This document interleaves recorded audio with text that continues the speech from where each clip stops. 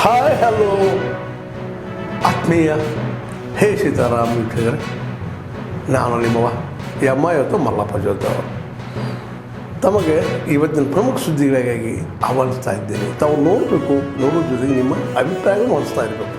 ಈ ಪ್ರಮುಖ ಸುದ್ದಿಗಳು ನೋಡ್ತಾ ಹೋಗಿ, ಜೊತೆಗೆ ನಿಮ್ಮ ಅಭಿಪ್ರಾಯ ತಿಳಿಸ್ತಾ ಹೋಗ್ರಿ ಅಂತ ಹೇಳ್ತಾ ನೋಡಿ ಈ ಹುದ್ದೆಗಳೆಲ್ಲ ಬರ್ತಾ ಇದೆ. ಕಾಯಮಾದಂಥ ಒಂದು ವಿಚಾರಗಳನ್ನು ಪ್ರಸ್ತುತ ಮಾಡುವಂಥ ಒಂದು ಇವು ಮ್ಯೂಸಿಯಂ ಎಲ್ಲ ಆಗಬೇಕು, ಅದು ಇತ್ತು. ಆ ಪ್ರಸ್ತಾವನೆಯನ್ನು ಅವರು ಅವತ್ತು ಆಫರ್ ಕೊಟ್ಟಿದ್ದಾರೆ. ಇವಾಗ 500 ಕೋಟಿನೋ 400 ಕೋಟಿನೋ ಈ ಪ್ರಾಜೆಕ್ಟ್ ರೆಡಿ ಮಾಡಿ ನೀವು ಕಳಿಸ್ರಿ. ಕೇಂದ್ರ ಸರ್ಕಾರ 50% ತೊಗೊಂಬರ್ತೀವಿ, ನಾವು 50% ಕೊಡ್ತೀವಿ. ಕೇಂದ್ರ ಸರ್ಕಾರ ಮೋದಿಯವರ ಕರಿಬೇಕಾಗಿತ್ತಲ್ಲ ಈ ಕಾರ್ಯಕ್ರಮಕ್ಕೆ. ಹಂಗಾದ್ರೆ ರಾಜ್ಯ ಸರ್ಕಾರದಲ್ಲ ಇದು ಕಾರ್ಯಕ್ರಮ ಮಾಡುವಂಥದ್ದು. ಬೇಡಪ್ಪ, ನೀವು ನಾವು ಮಾಡ್ಲಿಕ್ಕೆ ಆಗೋದಿಲ್ಲ, ನಮಗೆ ಕೇಂದ್ರ ಸರ್ಕಾರಕ್ಕೆ ಎಲ್ಲ ಪ್ರಸ್ತಾವನೆ ಕಳಿಸಿ, ಎಲ್ಲ ಜವಾಬ್ದಾರಿ ನೀವೇ ತೊಗೊಂಡ್ರೆ ಅಲ್ಲೇ ಮೋದಿಜಿಯವ್ರ ಕರ್ಕೊಂಡ್ಬಂದು ನಾವು ಮಾಡ್ತಿದ್ವಿ. ಹೀಗಾಗಿ ಇವರು ಯಾವುದೋ ಒಂದು ರಾಜ್ಯದಲ್ಲಿ ನಾವೇ ಹೋಗಿ ಸ್ವತಃ ಹೋಗಿ ಕಾರ್ಯಕ್ರಮ ಮಾಡ್ಲಿಕ್ಕೆ ಆಗೋದಿಲ್ಲ, ಅಲ್ಲಿ ಪ್ರಸ್ತಾವನೆ ಬರಬೇಕು. ಅದಕ್ಕಾಗಿ ಆ ರೀತಿ ಪ್ರಸ್ತಾವನೆ ಕಲಿಕ್ಕೆ ಹೆದರಿಕೆ ಅವ್ರಿಗೆ. ಮತ್ತು ಕೇಂದ್ರ ಸರ್ಕಾರ ಬಂದು ಮಾಡಕತ್ರ ಅದು ಹೆದರಿಕೆ ಐತೆ ಅವ್ರಿಗೆ. ಆ ಹಿನ್ನೆಲೆಯಲ್ಲಿ ಇದೊಂದು ಕಾಂಗ್ರೆಸ್ ಪಾರ್ಟಿಯ ಹಾಯ್ ಡ್ರಾಮಾ, ರಾಜಕೀಯ ಡ್ರಾಮಾ ಆಗಿದೆ ಇದು. ಇದರಿಂದ ಜನ ಮೆಚ್ಚುವುದಿಲ್ಲ ಮತ್ತು ಮಹಾತ್ಮ ಗಾಂಧೀಜಿಯವರಿಗೆ ಇದರಿಂದ ಯಾವುದೇ ರೀತಿ ಗೌರವ ಕೊಡುವಂಥ ಕೆಲಸ ಕಾಂಗ್ರೆಸ್ ಪಾರ್ಟಿಯವರು ಮಾಡಲಿಲ್ಲ ಅಂತ ಹೇಳ್ತಾರೆ. ನಾನು ದೇವರ ಮೇಲೆ ಭಕ್ತಿಯನ್ನು ಇಟ್ಕೊಂಡಿರ್ತ, ದೇಶದ ಎಲ್ಲ ದೇವಾನುದೇವತೆಗಳನ್ನು ನಾನು ನಂಬಿದಂಥವ್ರು. ಅವ್ರು ಬಹಳಷ್ಟು ಹೇಳ್ತಾ ಇದ್ದಾರಲ್ಲ, ನಾನು ಅಂದೆಲ್ಲ ಅಂತ ಹೇಳಿ. ಕಾನೂನು ಒಂದು ಕಡೆ, ಕಾನೂನು ತನ್ನ ಪ್ರಕ್ರಿಯೆ ಮಾಡುತ್ತೆ. ಏನು ವೈಭವೀಕರಣ ಮಾಡ್ಕೊಳ್ತಾ ಇದ್ದಾರಲ್ಲ, ನಾನು ಇಷ್ಟೇ ಅವ್ರಿಗೆ ಹೇಳ್ತಾ ಇದ್ದೀನಿ, ಇದು ಸವಾಲು ಅಲ್ಲ, ಅಥವಾ ಅವರಿಂದ ನನ್ನ ಜವಾಬನ್ನು ಬಯಸಲ್ಲ. ಅಂಥ ಒಂದು ದುರ್ಬುದ್ಧಿ ಇದ್ದಂಥ ಮನುಷ್ಯನಿಂದ ನಾನು ಜವಾಬನ್ನು ಕೂಡ ಬಯಸೋದಿಲ್ಲ. ಆದರೆ ಜನರನ್ನು ದಿಕ್ಕು ತಪ್ಪಿಸುವಂಥ ಕೆಲಸ ಮಾಡ್ತಾ ಇದ್ದಾರೆ, ಜನರ ಕಣ್ಣಿಗೆ ಮಣ್ಣೆರ್ಚುವಂಥ ಕೆಲಸ ಮಾಡ್ತಾ ಇದ್ದಾರೆ. ಅವರ ಕಾರ್ಯಕರ್ತರಿಗೆ, ಅವರ ನಾಯಕರಿಗೆ ಏನು ದಿಕ್ಕನ್ನು ತಪ್ಪಿಸುವಂಥ ಕೆಲಸ ಮಾಡ್ತಾ ಇದ್ದಾರೆ. ನೀವು ದೇವರನ್ನು ಭಾಳಷ್ಟು ನಂಬಿದ್ದೀರಾ ಸಿಟಿ ರವಿ ಅವರೇ. ಧರ್ಮಸ್ಥಳ ತಮ್ಮ ಊರಿಗೆ ತುಂಬ ಹತ್ತಿರ ಇದೆ. ಇಡೀ ರಾಜ್ಯದ ಜನ, ದೇಶದ ಜನ ಧರ್ಮಕ್ಕೆ ಇನ್ನೊಂದು ಹೆಸರು ಧರ್ಮಸ್ಥಳ ಅಂತ ಹೇಳ್ತೀವಿ. ಮಂಜುನಾಥನ ಮೇಲೆ ನೀವು ಪ್ರಮಾಣ ಮಾಡಿ ಹೇಳಿ, ನೀವು ಕೂಡ ನಿಮ್ಮ ಧರ್ಮಪತ್ನಿಯನ್ನು ಕರ್ಕೊಂಡು ಬನ್ನಿ ಮಂಜುನಾಥನ ದೇವಸ್ಥಾನಕ್ಕೆ. ನಾನು ಕೂಡ ನನ್ನ ಕುಟುಂಬವನ್ನು ಕರ್ಕೊಂಡು ಅಲ್ಲಿ ಬರ್ತೀನಿ. ಇದು ನೈತಿಕತೆಯ ಪ್ರಶ್ನೆಯನ್ನು ಎತ್ತಿದ್ದೀರಾ ನೀವು. ನಿಮಗೆ ನೈತಿಕತೆ ಇದ್ದರೆ ಖಂಡಿತವಾಗ್ಲೂ ನೀವು ಅಲ್ಲಿ ಬನ್ನಿ. ಇದು ನಿಮಗೆ ನಾನು ಚಾಲೆಂಜ್ ಮಾಡ್ತಾ ಇಲ್ಲ, ಆದರೆ ಜನರ ಎದುರುಗಡೆ, ಯಾಕಂದರೆ ನೀವು ದೇವರನ್ನ ಬಹಳಷ್ಟು ನಂಬಿದ್ದೀರಾ, ದತ್ತಮಾಲೆಯನ್ನು ಹಾಕಿದ್ದೀರಾ, ದತ್ತಪೀಠಕ್ಕೆ ಹೋಗ್ತೀರಾ, ಬಾಯಿ ತೆಗೆದ್ರೆ ರಾಮನ ಹೆಸರನ್ನು ಹೇಳ್ತೀರಾ. ಅದಕ್ಕೆ ತಾವು ಬನ್ನಿ ಧರ್ಮಸ್ಥಳಕ್ಕೆ ಅಂತ ಕರೀತಾ ಇದ್ದೀನಿ. ಅಂಬೇಡ್ಕರ್ ಯಾರು?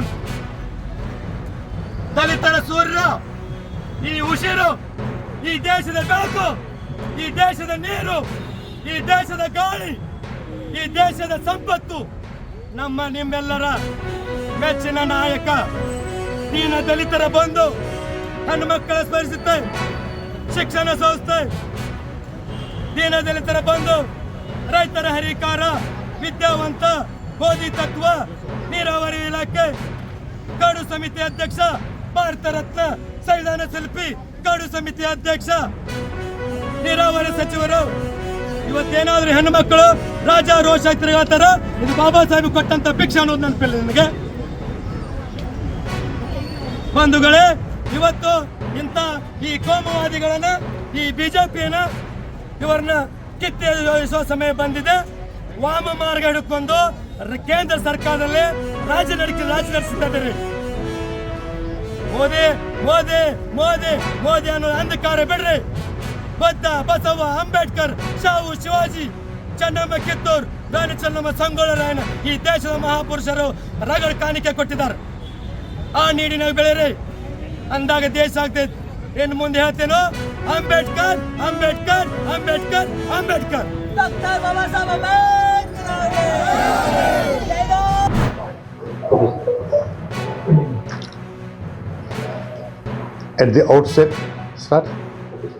At the outset, let me wish you all a very happy Christmas.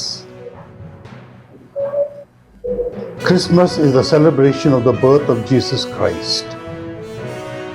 And Christians all over the world celebrate it with great pomp and glamour. This year, Christmas is going to be much more meaningful for all Christians all over the world. 2025 marks 2025 years of the birth of Jesus Christ. And therefore, as we celebrate the feast of Christmas on 25th December this year, we will be entering the 2025th year of the birth of Jesus Christ. The Catholic Church has taken up the celebration of the Jubilee of the birth of Jesus Christ all through the year with the theme, "We are the pilgrims of hope." We hope in God, we hope in Jesus Christ. And with that hope, we march towards God, towards heaven. 2000 years ago, Jesus came to be born in this world to save mankind from sin and unite once again with God. And he was born, as you know, ಇಲ್ಲಿವರೆಗೆ ತಾವೆಲ್ಲ ಸುದ್ದಿಗಳು ನೋಡ್ತಾ ಬಂದ್ರಿ, ನೋಡಿದಿರಿ. ನಿಮಗೆ ಖುಷಿನೂ ಆಗಿರ್ಬೋದು, ಅಥವಾ ಒಂದು ಸಂತೋಷ ಆಗಿರ್ಬೋದು, ಒಂದು ದುಃಖನೂ ಅನಿಸ್ಬೋದು. ಯಾಕೆ ಸುದ್ದಿ ಹಾಕಿದಾರಪ್ಪ ಅಂತ ಅನ್ಸ್ಬೋದು. ಏನು ಅನಿಸಲ್ಲ ನಿಮಗೆ, ನಿಮ್ಮ ಅನಿಸಿಕೆಗಳು ನಮ್ಗೆ ಭಾಳ ಪ್ರಮುಖ. ಈ ಸುದ್ದಿಗಳು ನಿಮ್ಗೆ ಏನು ಅನಿಸಿದ್ರು ನೀವು ಕಾಮೆಂಟ್ ಬಾಕ್ಸಲ್ಲೇ ಹೇಳ್ತಾ ಇರ್ರಿ. ಜೊತೆಗೆ ಎಲ್ಲಕ್ಕಿಂತ ಹೆಚ್ಚಿಗೆ ಶೇರ್ ಮಾಡ್ತಾ ಇರ್ರಿ ಈ ನ್ಯೂಸ್ಗಳನ್ನು. ಜೊತೆಗೆ ಏನಪ್ಪ ಅಂದ್ರೆ ಹೇ ಸೀತಾರಾಮ್ ನಿರಂತರ ನೋಡ್ತಾ ಇರ್ರಿ. ಹೇ ಸೀತಾರಾಮ್ ಸತ್ಯದ ಕೈಗಳು ವಂದನೆಗಳು.